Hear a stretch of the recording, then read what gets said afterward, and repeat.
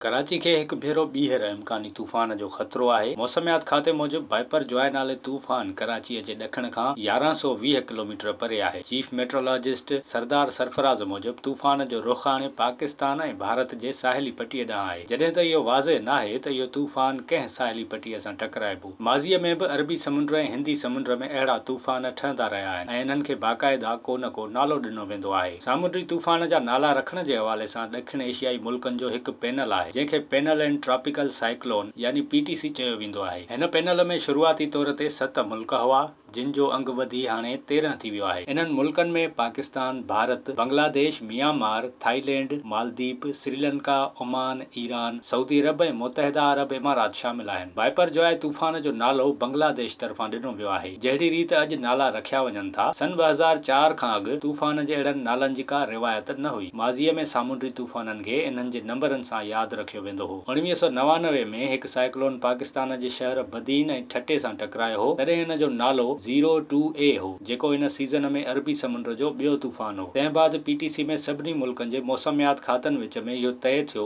त तूफ़ाननि जा अहिड़ा नाला हुजण घुर्जनि जेके यादि रखण में सवला हुजनि ऐं उचारण में बि ॾुखियाई न थिए। PTC जे मेंबर मुल्कनि में इहो बि तय थियो त हर मुल्क वारे वारे सां सामुंडी तूफ़ान जो हिकु हिकु नालो रखंदो। अहिड़ी रीति 2004 में हिकु लिस्ट ठाहिण जो सिलसिलो शुरू थियो ऐं उन में तूफ़ाननि जा जेके नाला तजवीज़ कया विया उन्हनि समूरनि खे इस्तेमालु कयो वियो। पाकिस्तान उन लिस्ट में जिन तूफ़ाननि जा नाला अॻु तजवीज़ कया हुआ उन्हनि में फानूस, नरगिस, लैला, नीलम, नीलोफर, वर्दा, तितली ऐं बुलबुल शामिल आहिनि। ऐं हाणे पाकिस्तान जेके नाला तजवीज़ कया आहिनि उन्हनि में गुलाब, असना, साहब, अफशां, मनाहिल, शुजाना, परवाज़, ज़नाटा, सरसर, बादबान, सराब, गुलनार ऐं वासिक शामिल आहिनि।